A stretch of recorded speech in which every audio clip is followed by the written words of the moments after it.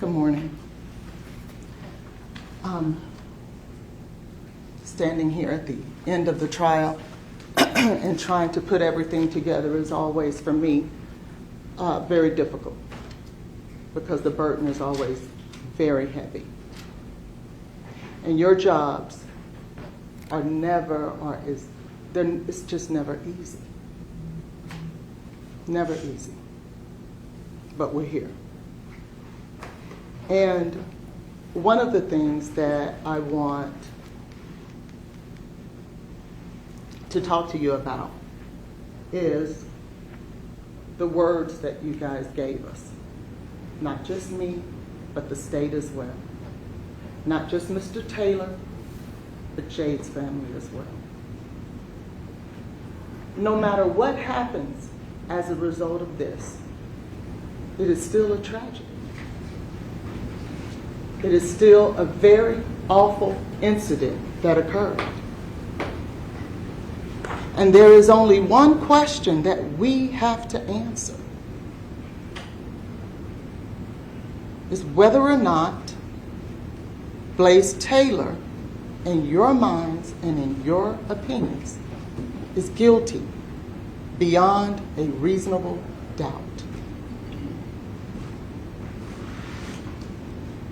There is only one question or one thing that we will ask of you, that I will ask of you, that Blaise will ask of you, that his family will ask of you. And that is to keep your word. Keep the word that each one of you gave us. And that is that you could follow the law. You cannot, we cannot build a justice system based on emotion, based on sympathy, based on just the mere fact that a tragedy occurred. Every time a loved one leaves this earth, it is sad and it is a tragedy. But that in and of itself cannot drive our justice system. What we cannot do is say, because someone lost their life, that we don't have to follow the law. That we don't have to hold the state to its burden. Because otherwise this system collapses. We could talk about the pain that a mother feels when she loses a child. We can talk about a beautiful young lady and her daughter who is no longer with us. And if you're not human, you won't hurt. But if you are human, you will hurt. But that should not play into your decision making. In order for this thing that we call the Constitution to work, you have to set that aside. And that's the word that you gave us. That's the oath you swore to take. There is a burden here. And I bring it up because that's why we're here. I'm not bringing this up as a facade. I'm not doing that. I'm just reminding you what the law is. I'm just reminding you what governs this trial. Every defendant has a Sixth Amendment right to a fair and impartial trial. Every citizen charged with a crime should get a fair and impartial jury trial. And at the end of the day, when those jurors make a decision as to whether or not he is innocent and or guilty, they must use their burden of proof. And they must hold the state to it. What you can't do is say, well, then what happened to her? If he didn't do it, then what happened to her? Well, I don't know. Well, I don't either. Well, then he must be guilty. Because he didn't prove to us that it wasn't him. But remember, we don't have to do that. That's not the burden. They must prove to you what happened to Miss Benning. They must prove to you beyond a reasonable doubt what happened that night. Not us, not the defense. So then you ask yourself, well, what happened? If he didn't do it, what happened? You're going to say that a million times because that's just a natural reaction to what we're dealing with. But remember, as you are going along that journey, deliberating back there, going through the evidence, remember, they must prove it to you. You cannot ever place that burden on Blaise. You cannot. The minute you do that, that Sixth Amendment right to a fair trial collapses. And once that collapses, the system collapses. And once the system collapses, you have people wrongfully convicted and sitting in jail for a very long time, trying to prove their innocence. And that's not the way it was designed to work. That is not the way our forefathers meant for it to work. So with that being said, let's talk about it.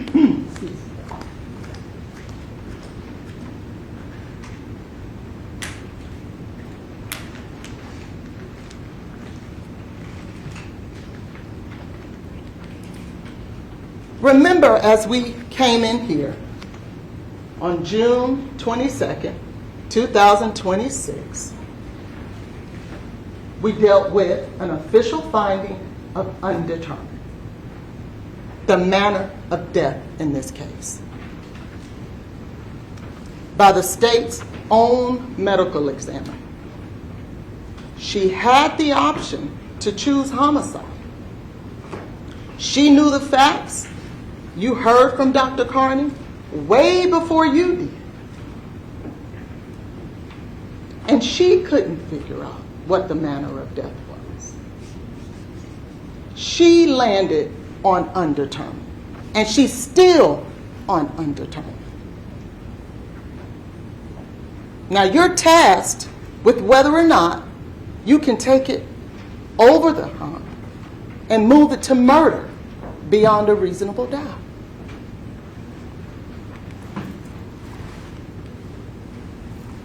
I want to talk to you guys first about the facts of this case and what you've learned since you've been here. What I don't want you to do as we take this journey is come into this environment and say to yourselves, I want to live in La La Land. I want everything to be perfect. Life isn't perfect. And the older you get, the more you learn that. The older you get, the harder it gets. Trust me when I tell you that.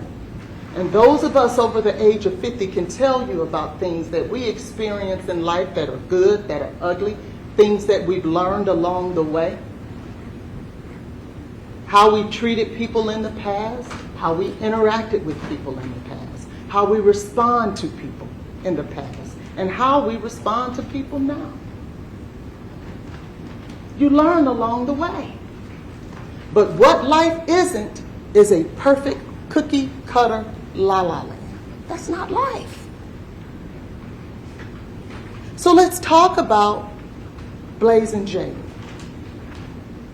They met on Hinge.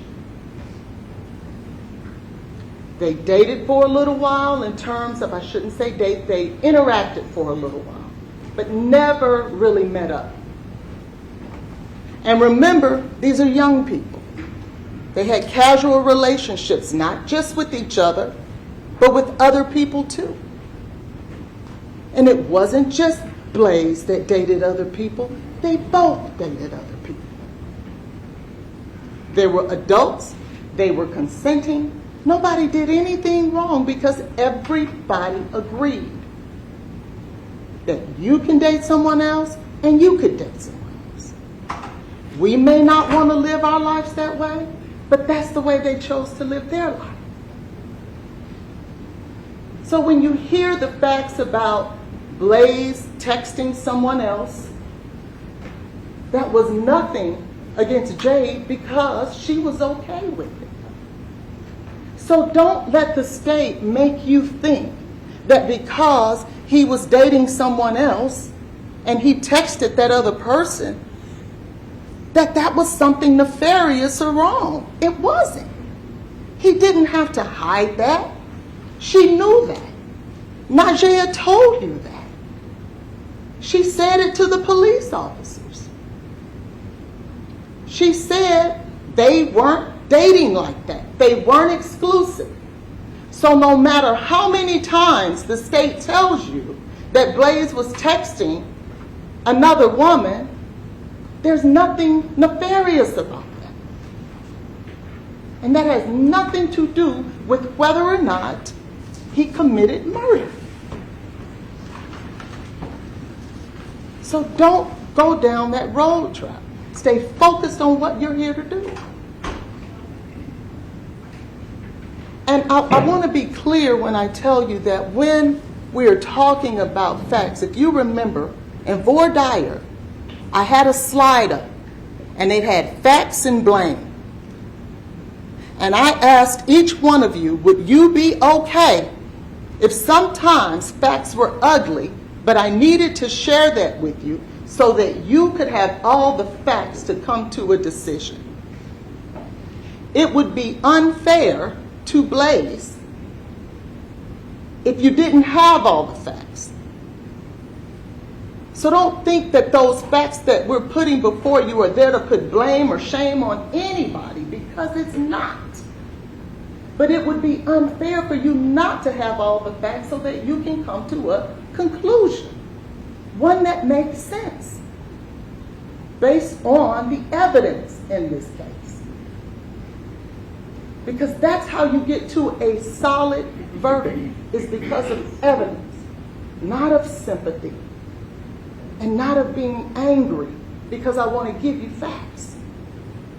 That's all I want to do. So when they're dating in this casual relationship,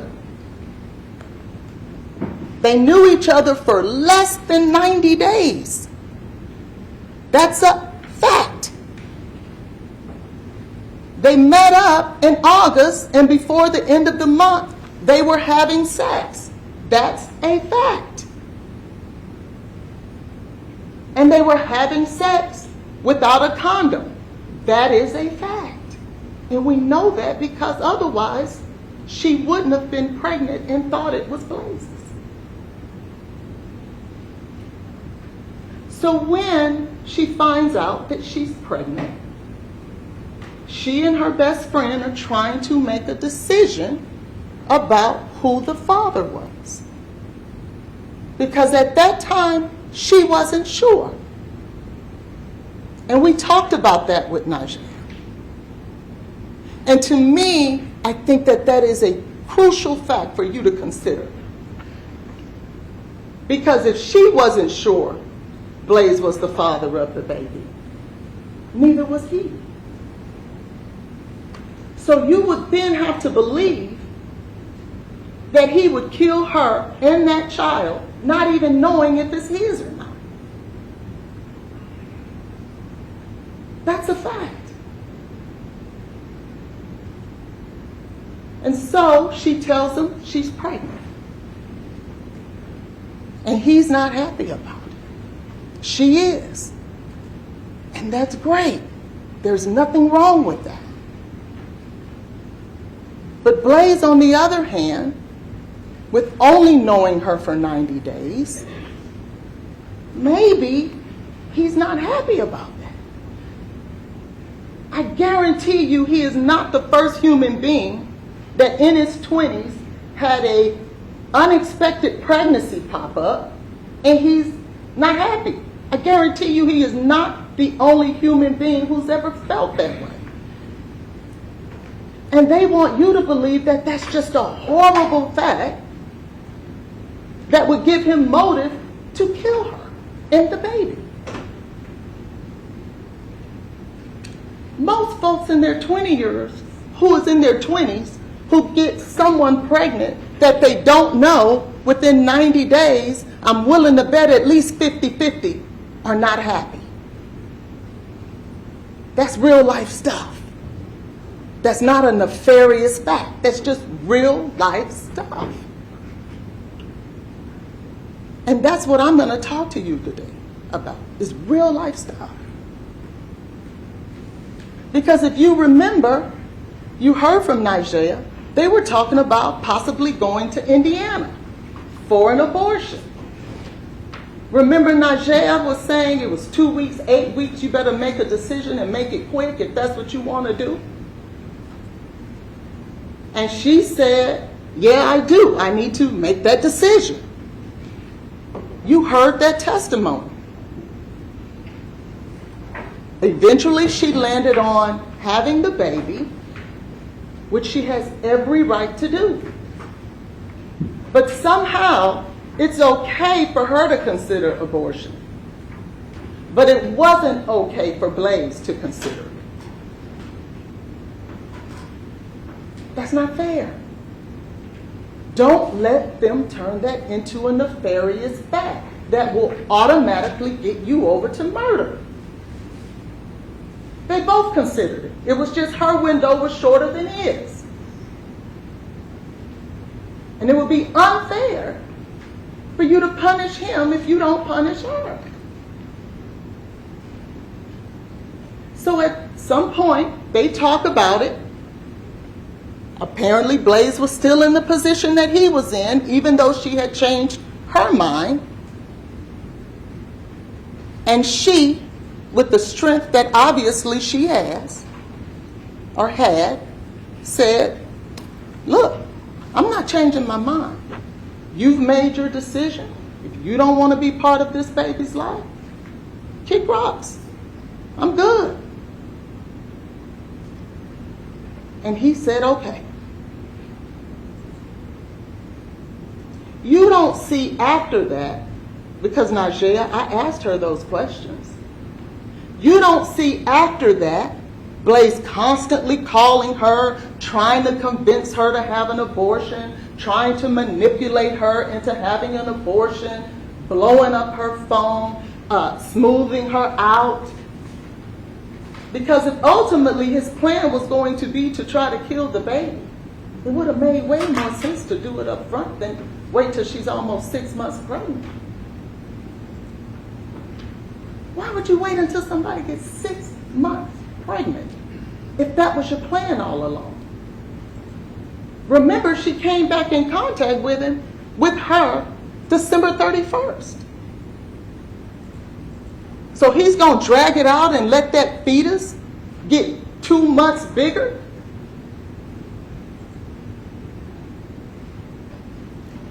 That don't make sense.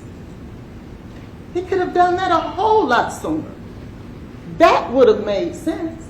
That would have been easier. A miscarriage within the first 90 days, that makes sense. Some people don't even tell people they're pregnant for the first 90 days until they're sure that they get past that first trimester. But he'll wait until she's 6 months? So she makes a decision. She says, you go your way, I'll go mine. And he honors that. He honors her wishes. Now, if he was cooking up and stirring up this evil plan, why wouldn't he start the manipulation right off? Najee told you that she liked him. She wanted to be with him. So it would have been easy for him to do that. But he didn't. And I think that's a very important fact. Because if you remember that text message that they read, to you,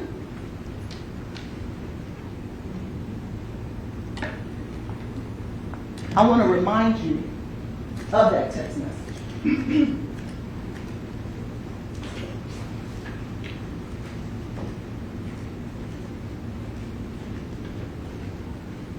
This is Jade. Remember, they read this to you. Next time I'm tagging along for the adventure. LOL. Blaise says, LOL, okay. That's if you want, of course. This is Jade. LOL. He says, gotta still have a job first. And second, you probably ain't doing much traveling for a while anymore. When next season rolls around, I don't think you'll be able to just make impromptu trips on the weekends, considering you'll have other responsibilities. Not trying to be negative or nothing, but just being realistic. I mean, it would be great if you could, but it's unlikely. What does that mean? That means next time this year, you're going to be a mother. She's 23, 24 years old, 24.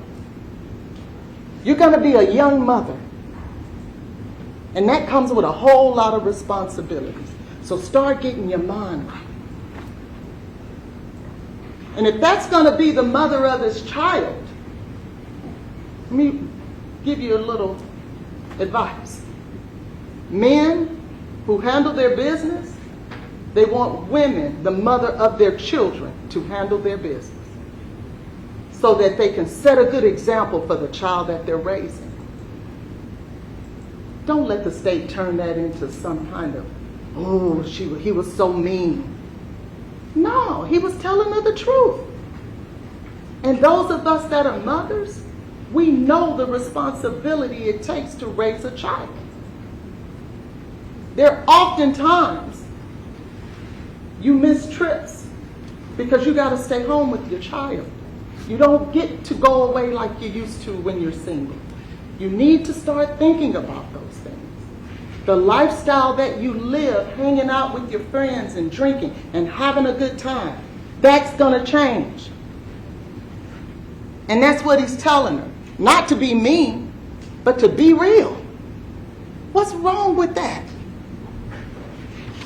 Then he goes on to say, or she says, LOL, okay, didn't mean to make it all serious, but yes, responsibilities will be different, but living life will still be happening as well, just living differently.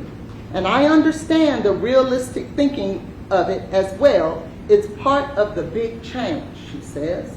And he says, yeah, especially for you. I remember getting pregnant. And my mother said something I'll never forget. It goes a long way. She said, honey, that's going to be your baby.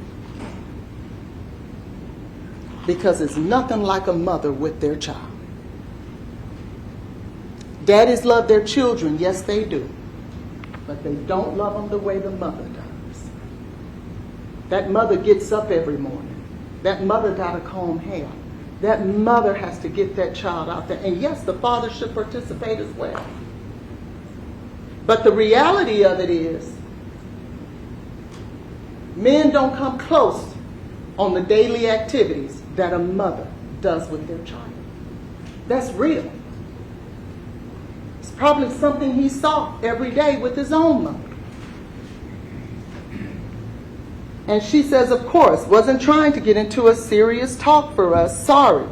He says, but we don't got to be super serious. I just didn't want to sell false dreams because, yeah, it would be great if you could come on my work trips. But I just feel like it's not realistic from a financial or just a feasible ability to randomly catch a flight and get away for a weekend. We're young. Money's already tight. We can't just spend money on getaway trips on the weekend and this baby is coming. And I could lie to you, or I can keep it real with you. Blaise wouldn't have been able to win here. It didn't matter. If he would have sold her a dream and lied to her on here, they would have been telling you that. But now he's keeping it real with her, being honest with her, and now that's wrong too. Would you rather him lie? The man was trying to be honest. The man was trying to be responsible. And somehow, that's wrong too.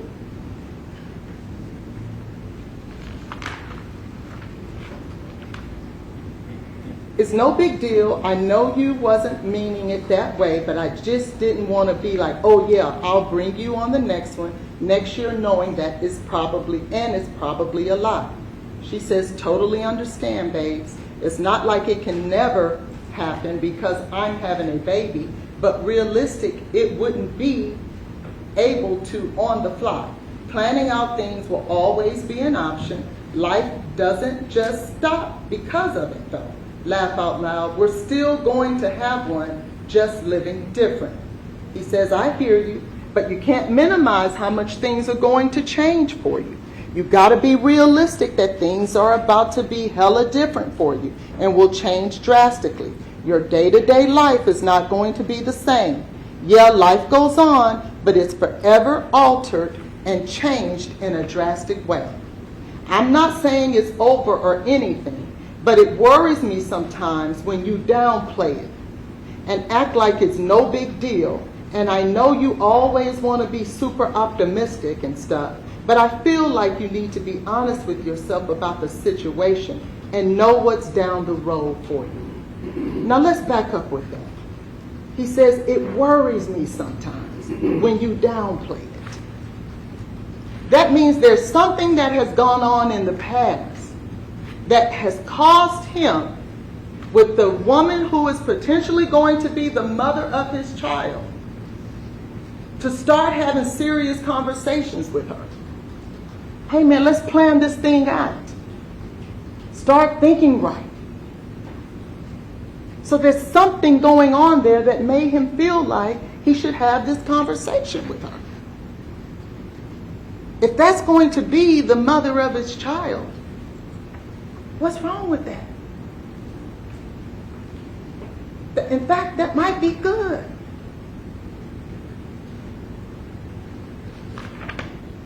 And then he says, I just want to make sure you understand the gravity of the situation and you're preparing for those realities. That's all. She says, I'm not trying to minimize things, and sometimes I can be super optimistic. She's admitting to it about things which can be scary. But I do sit and process that there will be drastic life changes and prepare myself for the tough realities as much as I can that are to come. I'm not just trying to make it seem like everything is going to be all peaches and cream. I am hearing and understanding everything you are saying. He liked it. And then he says, hey, what time are you going to work? She says around 3. So she wasn't upset about the conversation. And if you remember, Mr. Devlin, when he was testifying about some of the text messages between them, do you remember when she said that it turned her on when he talked serious with her? That's what this is. That came out of her mouth. It turns me on when you talk serious to me. Some people like to date people and be with people that motivate them to be their best. People who hold their feet to the fire. Iron sharpens iron. And I always say, I never want to be the smartest person in the room, because how can I get better? So when you're attracted to people who are responsible, and that's who you attach yourself with, you're hoping that it makes you a better person. All of our parents have told us, watch your friends. Watch who you hang out with.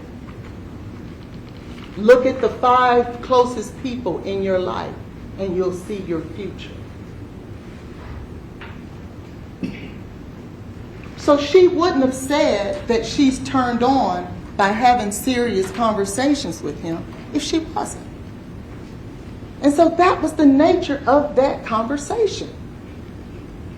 Now, there was so much talk about how Blaise just totally disregarded the baby, totally disregarded her pregnancy, as if he was just pushing her off to the side, waiting for the perfect moment to kill her and the child.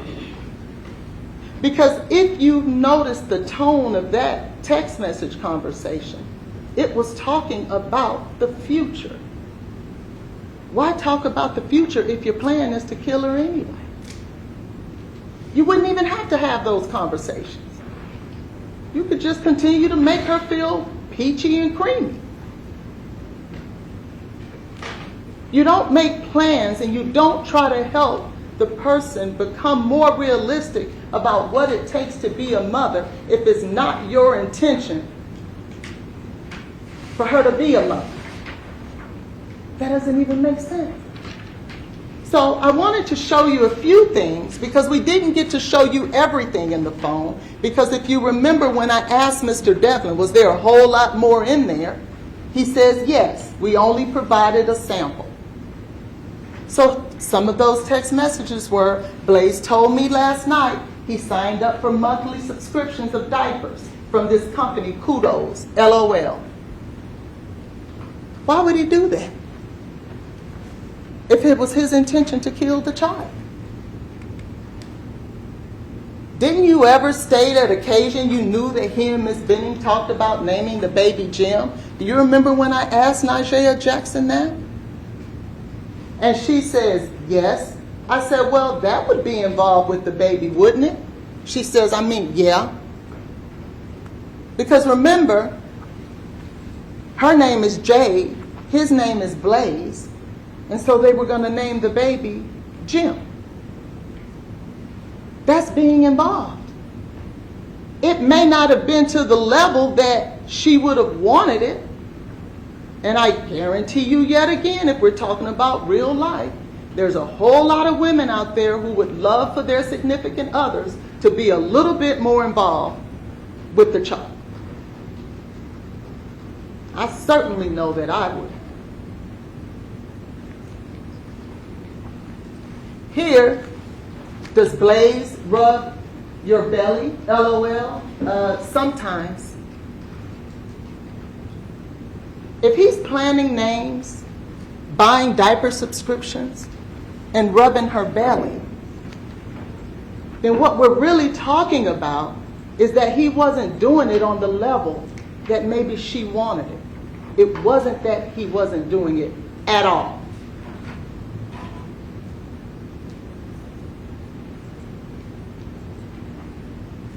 Let's go now to the day in question, because we know how they've met. We know how they dated. We know what the understanding was. We know they both considered abortion at one time. One changed their mind quicker than the other. They got back together. They're having realistic conversations. And remember I told you about before, during, and after. Because no one saw Blaise put cocaine in Jade's drink. Nobody saw that. That's undisputed. Nobody saw Blaise give her alcohol. And we're going to talk about that a little later. Nobody saw that. So what that means is this is a circumstantial case. And in order for you to come to a conclusion that is proper in a circumstantial case, because those are the most dangerous ones, because nobody sees what happened, you have to consider all the surrounding circumstances. Most of the time, the crime is in the cleanup, and I'm sure you've heard that before. So you have your before bucket, your during bucket, and your after. What we do know, and like I said, I'm not doing this to shame anyone, because if I was, I would have a ton of text messages up there about drugs and all kinds of stuff, but I'm not doing that. The only reason I'm sharing this information with you is so that you can have the facts as they really are.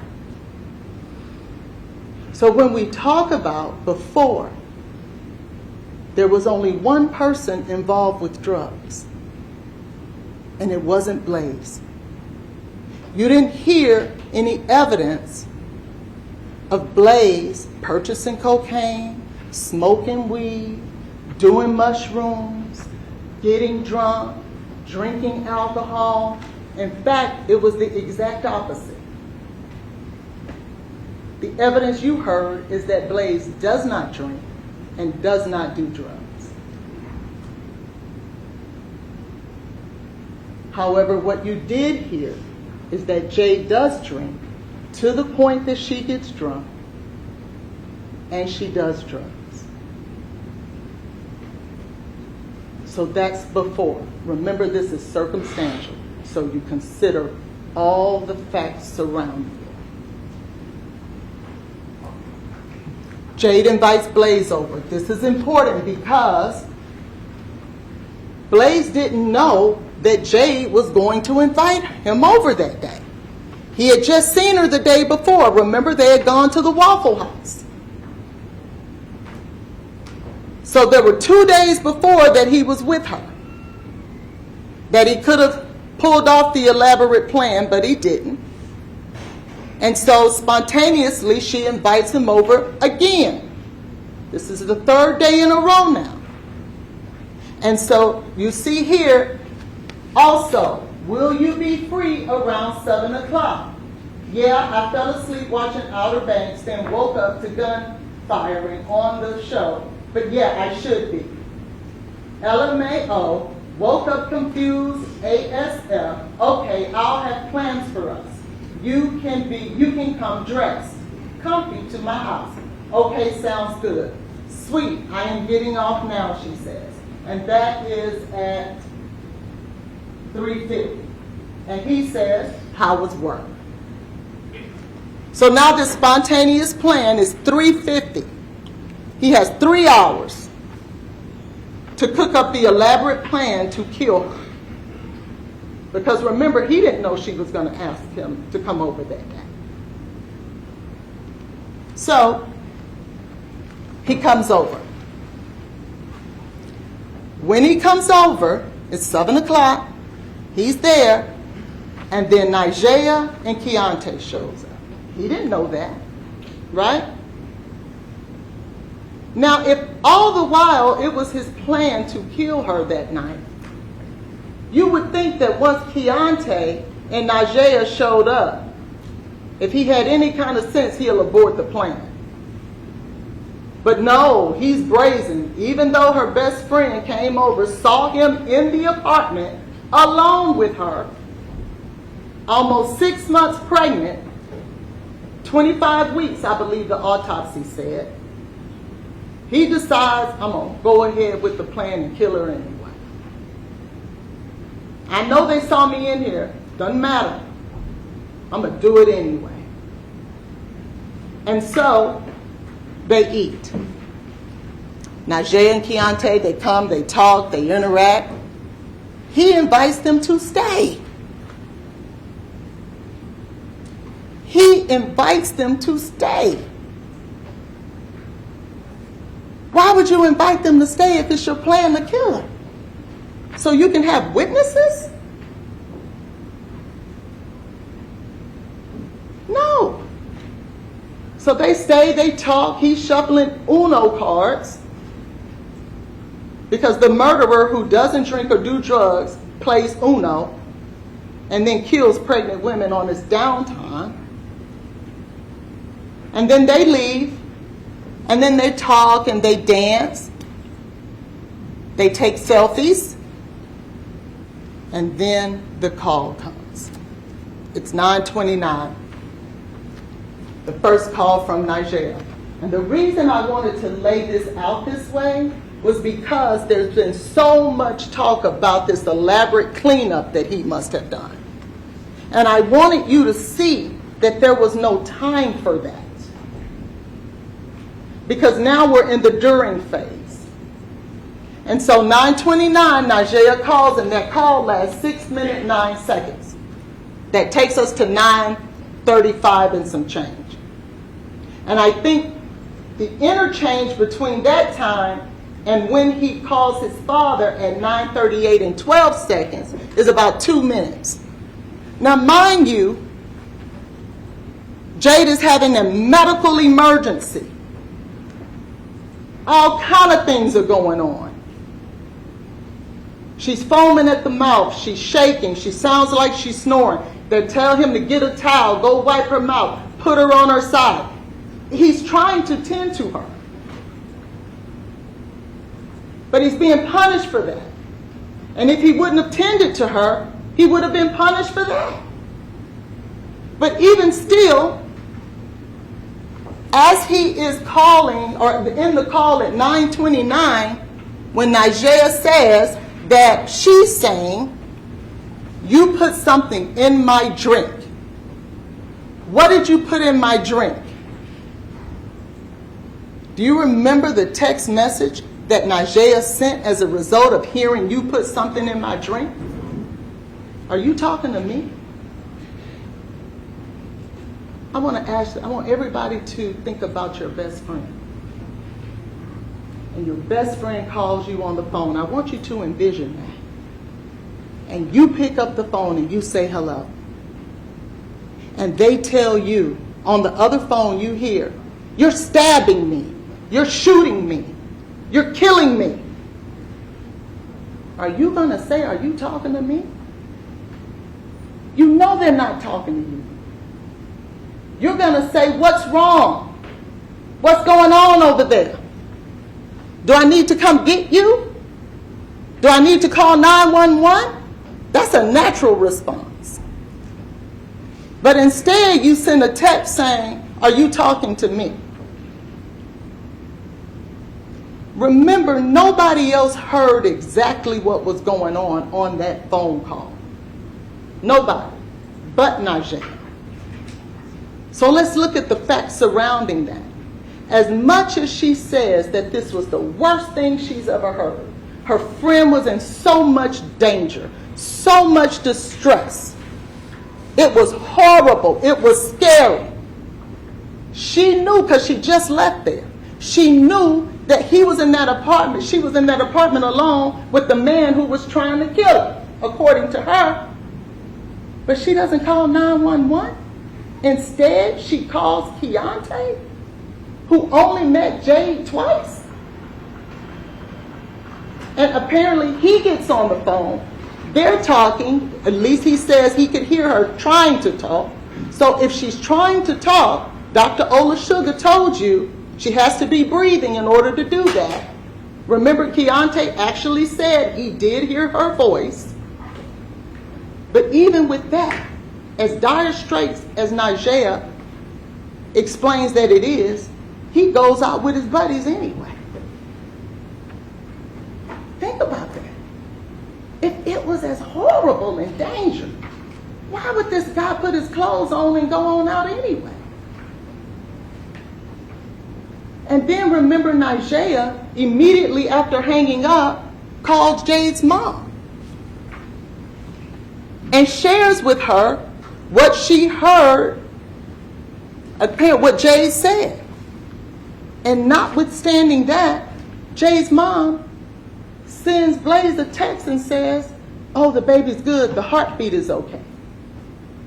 If it was as serious and people believed Najee or believed in the credibility of her, do you think that Jade's mother would text that man and tell him and give him an update about the baby?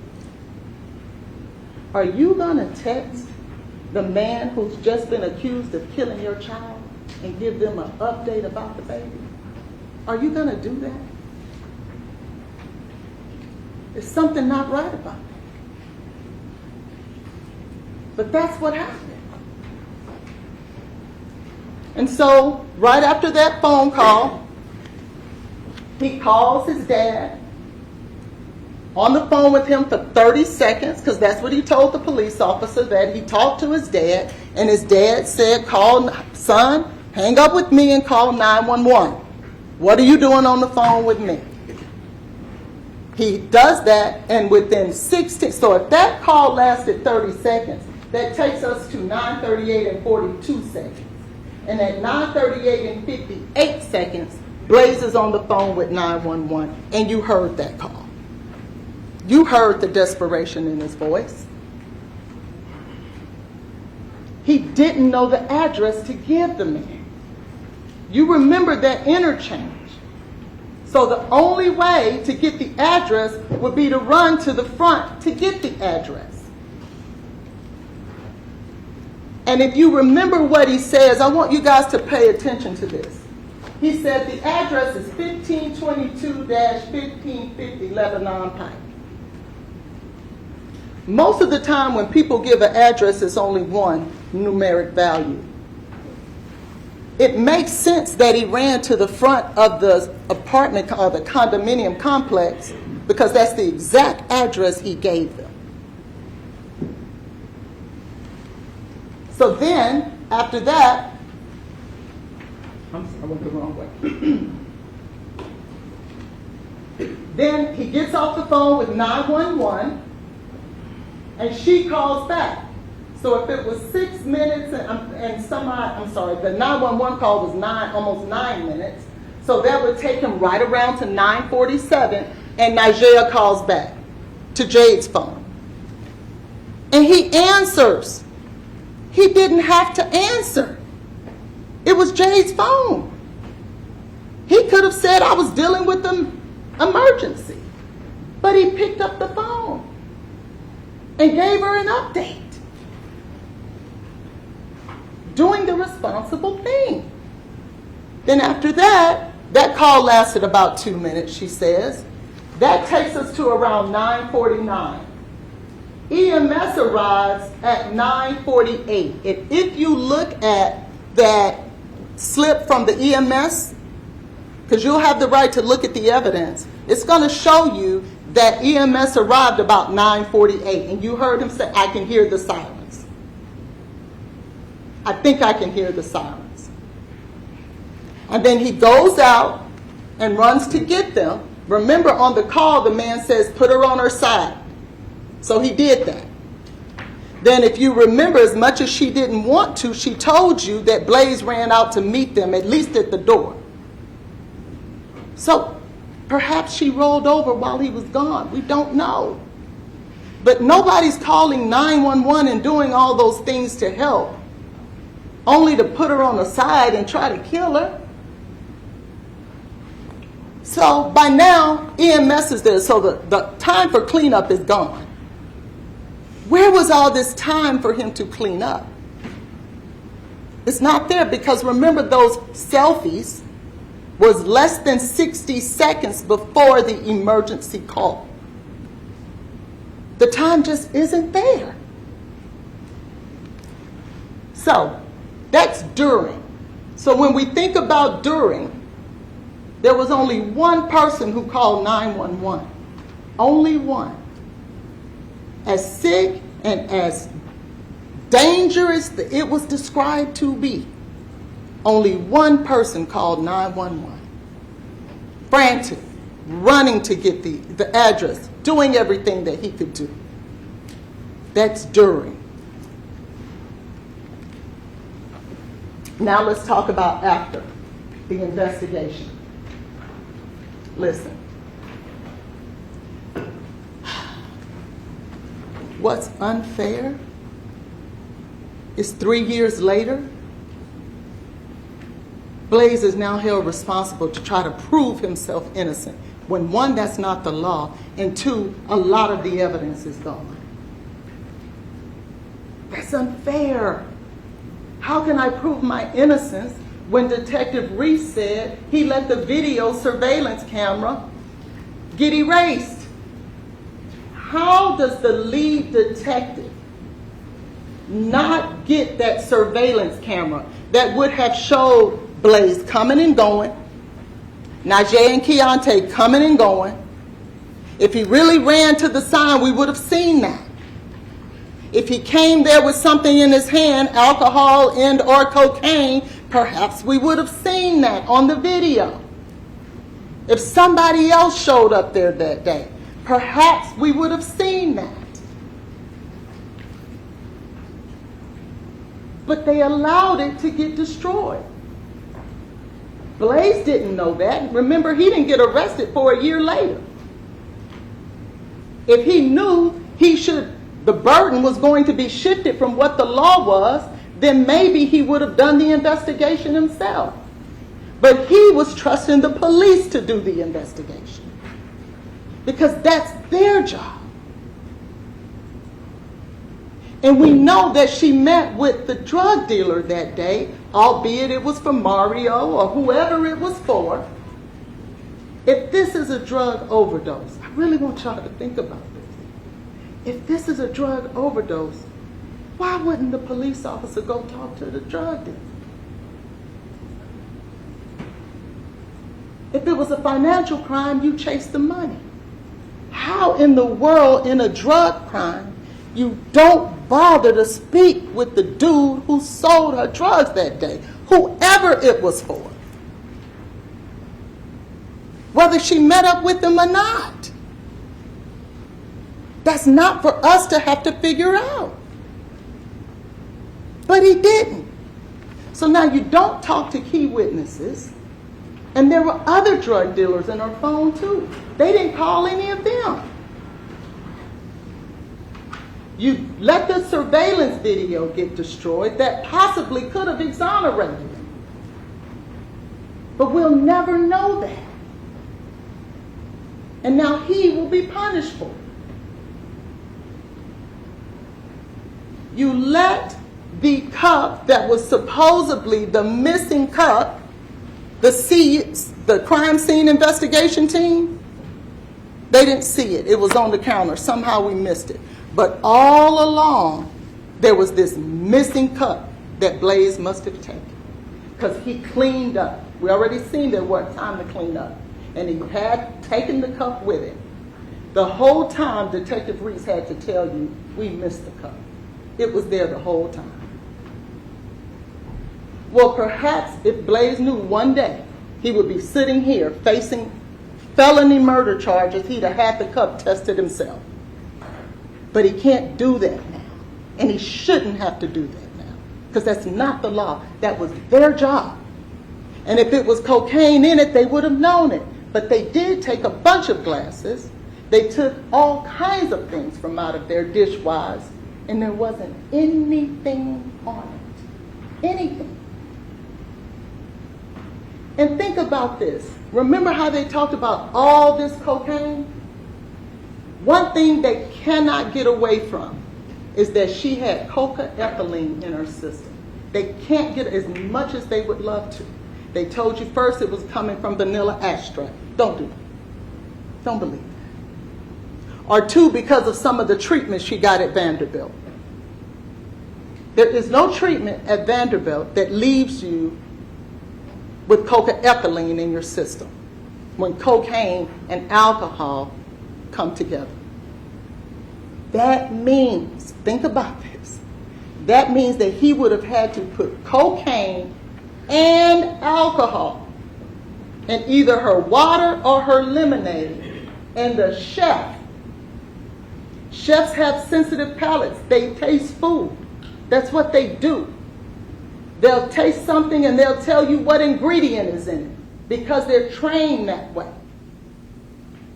She didn't taste alcohol or cocaine. Neither one of them. And the amount that they're saying that he gave her.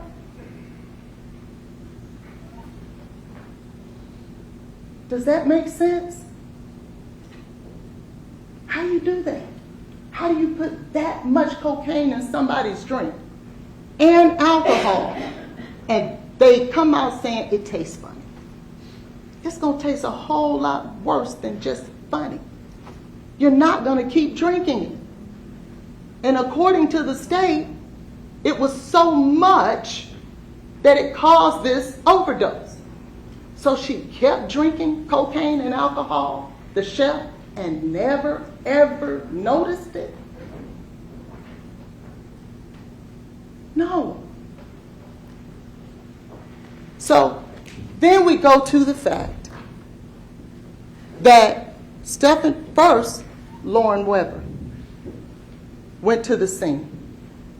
Now remember, police are all through that hospital now, because they get to the hospital at 10:12. That's going to be on your sheet. Remember, 5. So that's over an hour or so later. You got Officer Fish, Officer Pfeiffer, Detective Martin. You have all these officers who are now interviewing Najee, interviewing Blaise. And Najee knew it, and I guarantee you, Ms. Burks knew it, Ms. Franklin knew it, and Lauren Weber knew it. And we know they knew it because Officer Fish told you that Ms. Burks was on the phone when she was talking to Ms. Browning.